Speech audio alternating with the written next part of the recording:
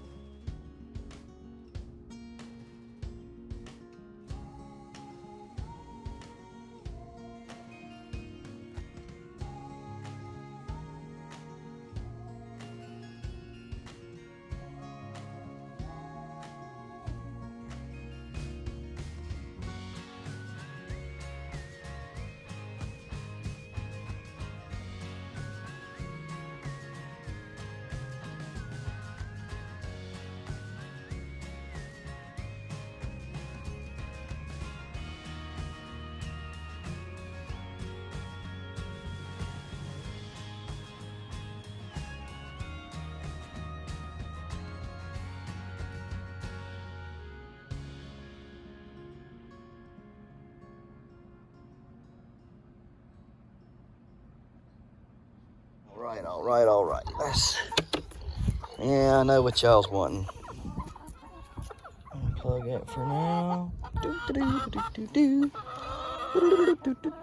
All right.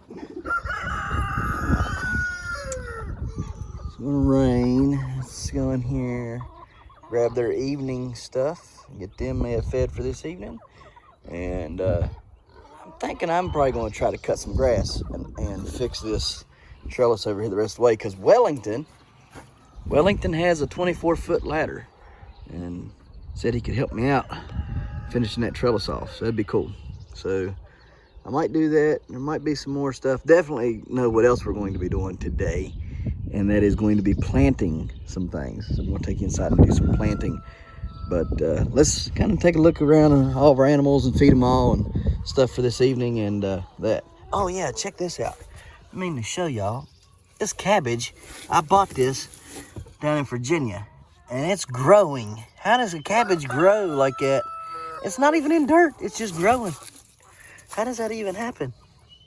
That's why I've not fed it to nothing, because I thought it was cool that it was sitting here growing, but that is neat. I don't know how that's happening. I don't know, have any of y'all ever seen cabbage do that? Let me know. Got it? Okay. Come on, Chicky Poos, let's go. Daddy, I kind of want to see the video. Daddy, I want to see the video. Oh, they got a lot of corn still left out here, don't they? Mm-hmm. Y'all wasting. Y'all being wasteful. Act like you ain't been ate all day, but there's corn everywhere out here.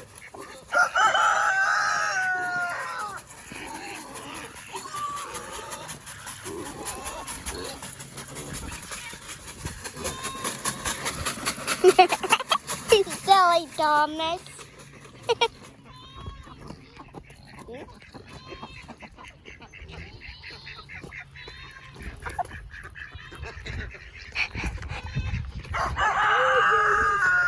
I'm right behind you, Dad. All right, girlie.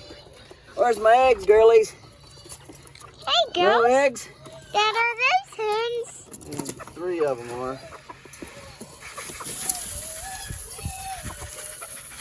We haven't fed these today. All right, no, yeah, we have. I fed them this morning before y'all get up. That's disgusting. It's all right. I'll get it off her. All right. Give it to me. Okay, 2, 4, 6, 7, 8. Any duck eggs today? Hang on a minute. We gotta find some duck eggs, maybe, if there's any. Now there's no duck eggs in here. They're making all these nests.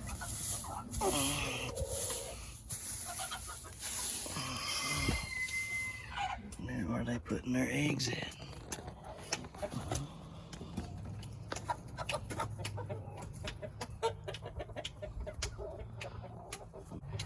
find them all out. Anyways, eggs. Where are the eggs at? The eggs up here.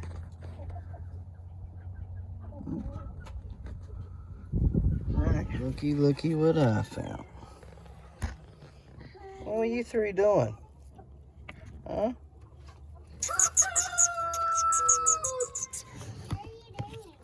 I've got baby bunnies. They'll come out of their hole. There you guys.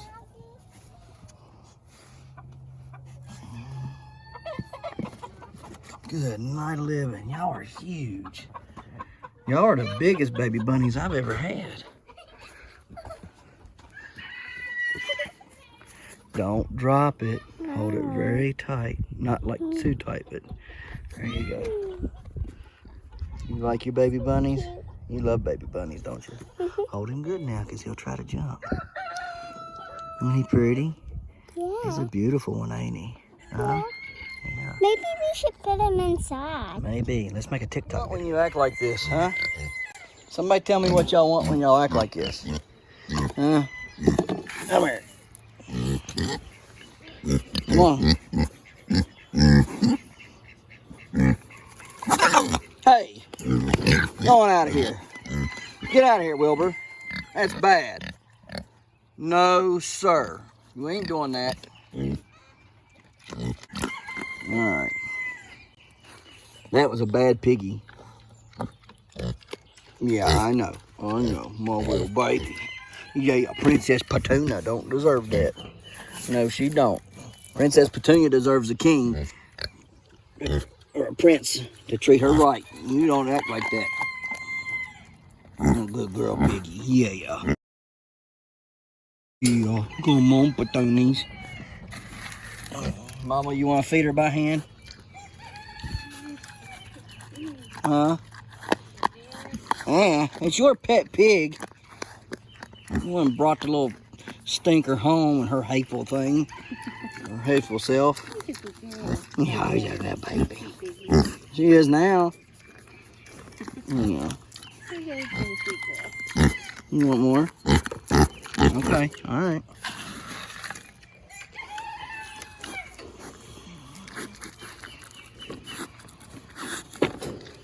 Okay. Don't come over here being a bully. You're in trouble. That's not nice. Get out of that bowl, big butt. You squash everything. I know, girl. Oink, oink, oink, oink.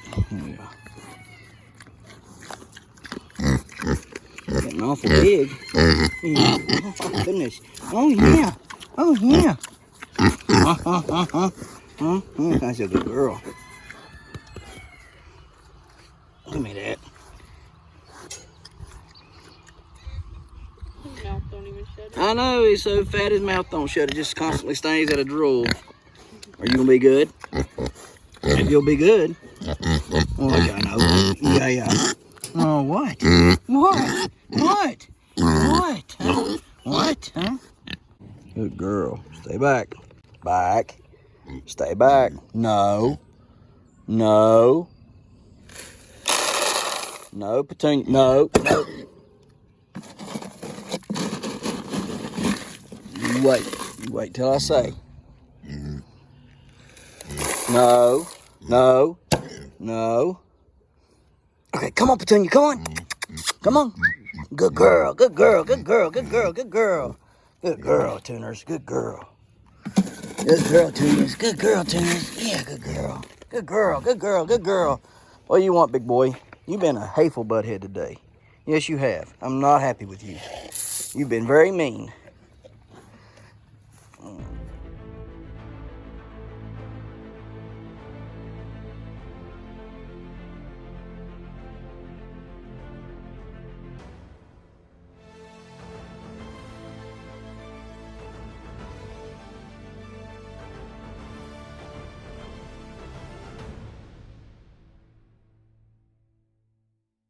Okay guys, so we got it that far today by ourselves. You can see what it's starting to shape up to be.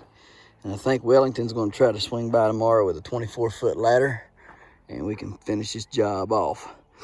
But you can see it's going to look good. It's going to be a really nice, tall trellis, 16 foot tall.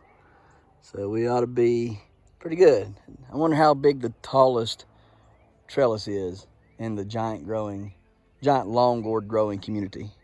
16 foot, 18 foot, 20 foot, what's the tallest? Do I have the tallest now? Should I have the tallest? Come back and find out. I'm going to be asking questions on some of these giant growing pages to see if I don't have the tallest.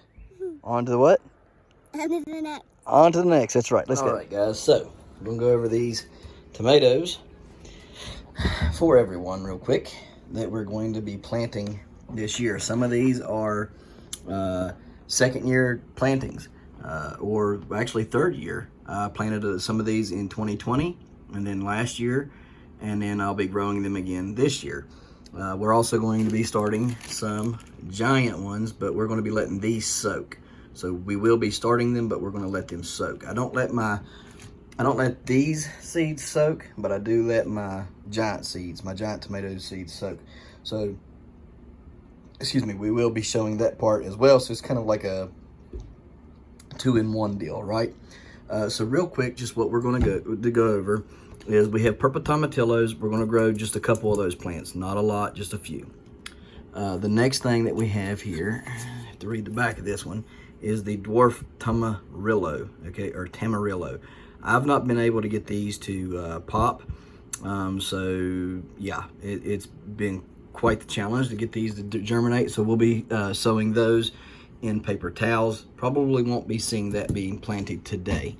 Next thing is these get stuffed tomatoes. They're really cool tomatoes.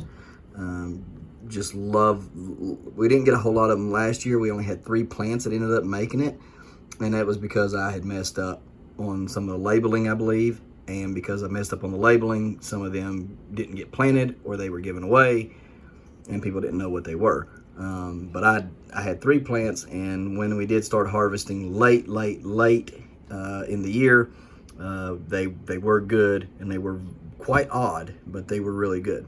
So we're going to try them again this year, hopefully better result than last year, because I'll have a better system this year. Large barred borer. This tomato did not perform well last year. It had a lot of tomatoes on it. Very vigorous plant. Got hit with disease and quit. It just was one of those that was hit with disease. Now, it did continue to grow. It grew out of it, but the tomatoes would just like grow and die like all year. So I don't know. We're going to try it again. All right. Definitely going to try that again. The same thing with the Berkeley tie-dye here. Same result. I had the same result last year as I did with the large barred borer, but we're going to try it again. Not many plants, guys, not many plants. Only because I'm leery of them and what they did last year. Cherokee purple, it's always a good one that I grow, but it's always a very slow and not a very heavy producer. All right, so we're going to grow some more of these. I planted those in 2020, and I did grow some in 2018. In 2018, I had really good results with the Cherokee purples, but I had bought them store-bought plants. Over here, golden accordion. Loved this tomato plant last year. Very good success with it. Very, very, very good with disease and pest pressure. This tomato produced all last year. In fact, it was touching or close to touching those large barred borers, and never slowed down one bit with disease or pest pressure. So I like this one. We're going to grow it again. Now this one comes from Baker Creek. Last year, the ones that I got came from a different place because Baker Creek did not have these in last year. I'm hoping that this is the same strain as the ones I got last year. The last year's, they were called golden accordion. This one's called orange accordion. Looks exactly the same. So I'm hoping it's the same. We'll see. We will see. Dr. Wyche's tomatoes did really good last year. Same thing. No pest pressure, no disease pressure. Grew really well. Had some really nice tomatoes. Weren't the biggest in the world, but I do believe that's because it was fighting the disease so hard last year in my garden. It was just fighting. But it did produce good 1 pound plus tomatoes, okay? Big rainbow. Another one that did really well against the pest and disease pressure for me last year. Grew a lot of tomatoes. They weren't huge. Again, about 1 pound or so, maybe 1.5 pounds for some of the biggest, but it did well fighting the disease and the pest. The hillbilly. Hillbilly looks a lot like this big rainbow, only a little bit more of the orange in it and a little less red. But it is a delicious tomato. I grew it last year, but it got lost somewhere in the mix, so I don't know which one was which. When I did plant it, I know that this one is what I planted. This one I could not find. So there was some that looked similar, but I'm not sure, so I wasn't going to call it that. Same kind of goes with this orange Kentucky beefsteak with the Dr. Wychees. I know that they were there, but I know that this was a Dr. Wychees because I had it marked properly. This one I did not have marked properly, so don't know exactly, right? It's just one of those things. Some weird stuff I did last year, and my filing or whatever you want to call it was messed up.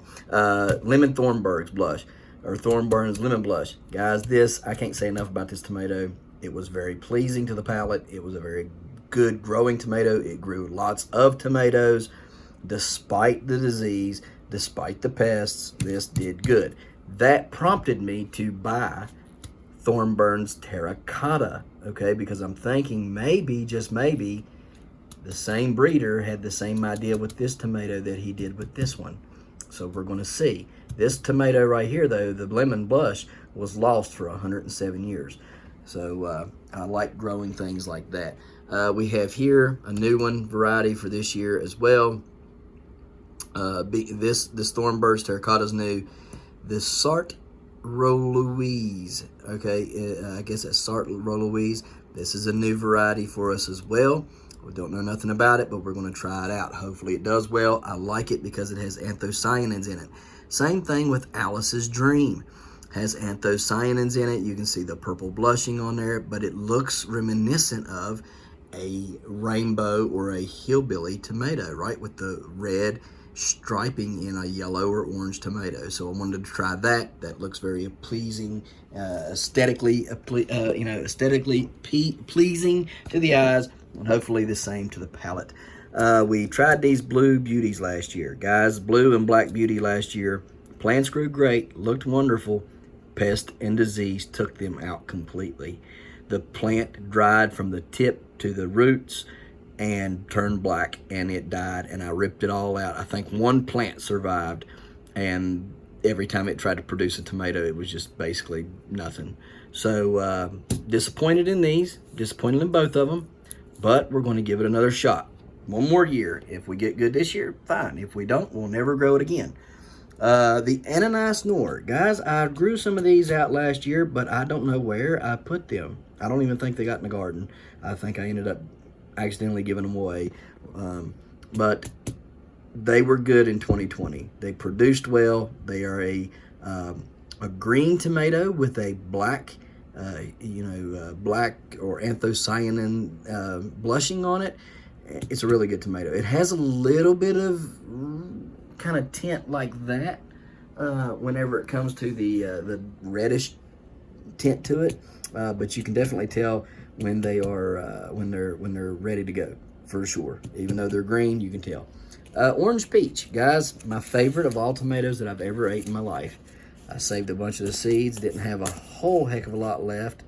You can see a few in there, right there still, but I wanted to make sure that I had plenty because, guys, this was a crowd favorite, okay, and not just a crowd favorite, but a customer favorite, and also our favorite here. It's got these little orange fuzzy hairs on it, reminds you of a peach. It tastes very good. It's aesthetically pleasing.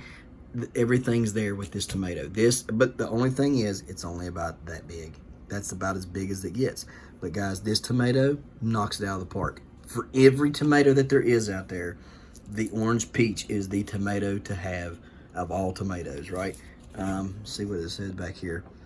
75 days, perfectly peachy with a lightly fuzzy skin to match. Imitation peach is nutritious and has a splendid sweet flavor. The orange peach, which we find even more Peachy was a chance cross by Pennsylvania farmer and heirloom expert James Weaver.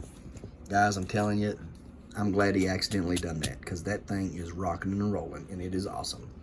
We have here the Siberian Pink Honey. I did plant a few of these last year, although I do not know where they went either. But we have a few seeds left, so we will be planting some of those. Guys, in 2020, these right here, even though it's supposed to be like a baseball-sized, you know, tomato, we were getting some off of there that were hitting the 2-pound mark right here off of these. I mean, they throw mega blooms. Only thing is, that was the first tomato plant to put on, and it was the first tomato plant to start dying off. It put on loads of tomatoes, couldn't keep up with it, and it went all the way through September with all these tomatoes that we could not keep up with in 2020, but it just petered out. And I think disease is kind of what hit it there at the end of late in September of 2020. But it was a great tomato. Loved it, loved the flavor, loved the big tomatoes that we got off of it. Just overwhelming how many, and it was relatively small plants. Pink Brandywine, very nice big tomato. Takes a very long time for it to get around to making, but once it starts making, it takes you well into October, which I loved. That was a great one in 2020. I planted a few of these last year. Again, got lost in the mix somewhere. Abe Lincoln, I planted some of these last year. Some of them got lost. I do know that I had at least 2 of them that were in the garden, and I was not pleased with the Abe Lincoln. Not one bit was I pleased with this tomato at all. Watermelon beefsteak. It is a big tomato, relatively the size of the Abe Lincoln is, or supposed to be. It grew very well for me. It's a potato leaf. It grew very well for me in 2020. Had, you know, plants that were about 6-7 foot tall. That was up a stake. They did great. Single vined every one of the plants, and they put on very well. It does take a while for them to get tomatoes going into mature. Mortgage lifter. It's a good one. Everybody knows what a mortgage lifter is. It's a favorite around here to many gardeners and homesteaders. The Great White. Guys, 2020 was my year of discovery. I discovered all these different varieties of tomatoes and these flavors and these. It was just, you know, 2020 for many people was a year of learning, and it so was a year of learning for me. Guys, this Great White tomato, if you've never grew a Great White, I encourage you highly to grow the Great White tomato. You will not regret it. It is a lovely tomato. It does take a while, and you will not get a ton, but what you do get is spectacular for the flavor. All right, also new to this year, the lychee tomato. And here we go.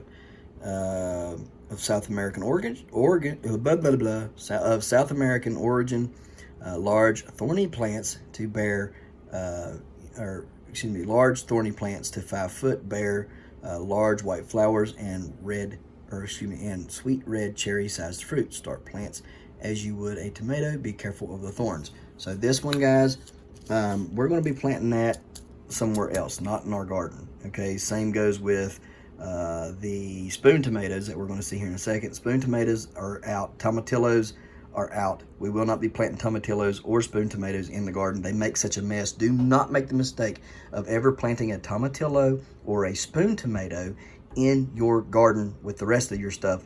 It's overwhelming what they do. They just take over, and it don't matter how much you prune, you just can't keep up with them.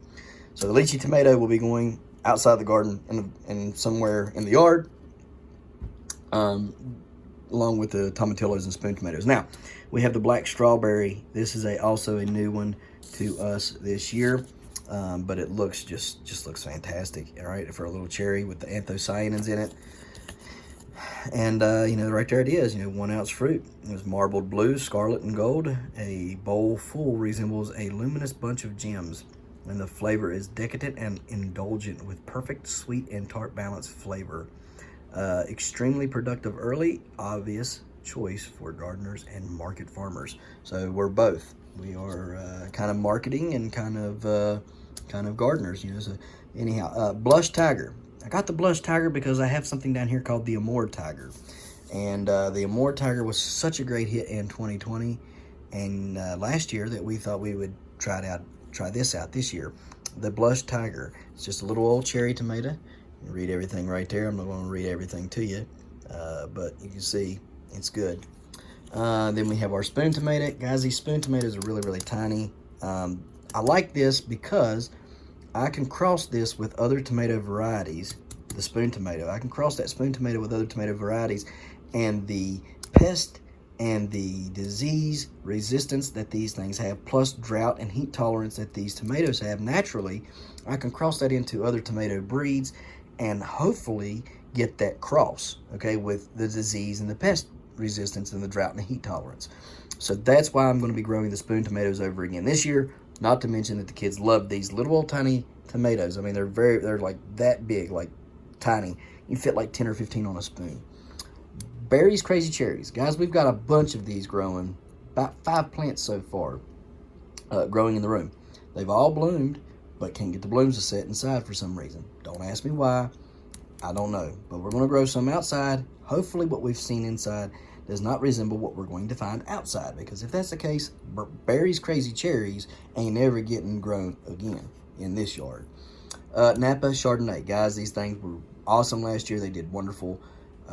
They were, you know, disease and pest resistant, it seemed to be, or to some degree, because we had these on like crazy. I mean, you couldn't eat enough of them. There was that many. They just kept coming and coming and coming and coming. The Amore Tiger, it's about that big around.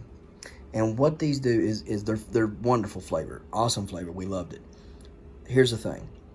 We're going to use these like we did in 2020 to make our stew tomatoes, because they're so perfect size that you can just steam them, peel them, can them, and they're perfect for chilies and stews and stuff like that. So we're going to use them, grow these again for that, okay? Because they were awesome for that. They did great. They were the right size. They had great flavor. Everything was wonderful, so we used them for that. They do have striping on them. They're red with like goldish striping on them. No, they're green striped, excuse me. But they are pretty good, and they look pretty. The yellow pear, guys, the yellow pear is just a dominant plant. I mean, we had these by the truckloads in 2020. Last year, again, by the truckloads. They just grow and grow and grow and grow, okay? I mean, you want an easy tomato that is not going to give you grief, and you don't know how to really grow tomatoes, try the yellow pear first. Then we got the sweet cranberry right here. 2020, it was late 2020 before these guys gave me any tomatoes. I mean late, like so late that the frost got the bunches and bunches that were on the vine. And I do mean bunches like this is what it looked like. All right, they're red. They had bunches on them like this, but the problem was the frost got them. They just were that late getting to the party. Last year I grew them, and they grew fairly well. Didn't put on as much though for some reason, so I don't know. We're going to try them again. So guys, we'll set you up on the time lapse, and we're going to go through all this stuff, and we're going to start these seeds, and then I'll take you to the beginning where, take you to the end of the video where I will do our beginning process to our giant tomatoes right here, and we will be picking some of these out, and then we'll put them in our humic and our fulvic. Oh, picked the wrong bottle. That's not fulvic, that's CalMag. But we'll put them in the humic, fulvic acid, and our pure aminos. So guys, let's get this train rolling.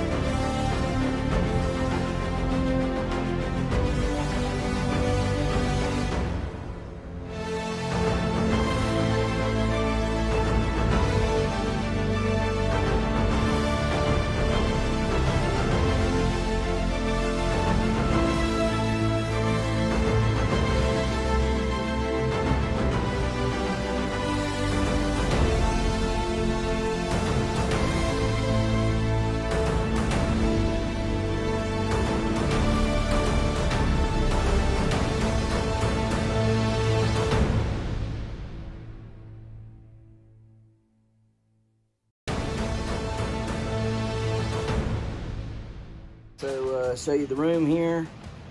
It's looking good. Everything's looking good. Had to put some tomato plants over there to start. All of them in there starting. So everything's looking good. Here's more plants. Yeah, more tomatoes right there that I just put in here. All these pepper plants. Giant eggplants back there. My orange tree right there. Pepper plants all over. Pepper plants. Tomato plants. Pepper plants. Tomato plants. Giant cucumber is roughly 20 inches long now. So looking pretty good again. Starting to turn yellow. Do not know how big it will get or will not get. Showed you all that over there. And so everything over there is looking pretty good. Still waiting on that one pepper to turn so I can pick it and get it seeded and then save the seeds and get them planted. Still waiting on them other seeds to come up in my germination chamber, which are the black pearl cross to the mini bell. That one that we're waiting on to ripen is a mini bell crossed with a Dracula. I got a lot of beans that are trying to grow off of that one giant bean that we grew from a cracked shell that came from overseas. It's just none of them's germinating. For some reason they're not getting pollinated. I don't know why, but they're not. Maybe I should keep the fan off of them, I don't know. They just don't want to germinate for some reason. So I've thought about transferring the plant outside and may end up doing that. Like take it outside and transplant it out there and see what it'll do out there in a few weeks. Yeah, so that's an option, I guess. But for now, I'm just trying to keep it alive in here and seeing if it'll do something really big. Through here, really big stalk and everything down here. Very, very, very tiny still. I don't even know how it's still hanging on, but it is. And you can see, right here is where it starts to turn. It starts to turn the corner right here at this junction, and then it just gets big. It blows up right there, and then takes off. So, like I said, it was a poorly looking bean and everything, but it's flowering. So I mean, you would think it would germinate or pollinate rather, but they're not wanting to do it. See how they just fall right off? They just fall right off. Don't know. It's quite aggravating, to be very honest with you. Show you what they look like inside real quick. See, it looks like a bean tried to start, but it didn't. I don't know. Don't know what the problem is. Guys, we appreciate you watching and hope you enjoyed today's episode. Hopefully we get that long gourd trellis finished up tomorrow and everything. But we got all those tomatoes planted, and that's a lot. It's gonna be a lot of fun, and it's gonna be a lot of tomatoes.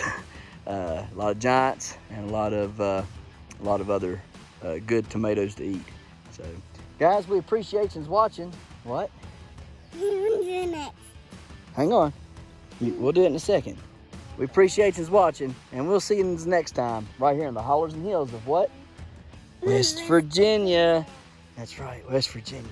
Don't forget to smash that like button. Hit that notification bell. Don't forget to share. Thank you, good sir. You're welcome. And subscribe.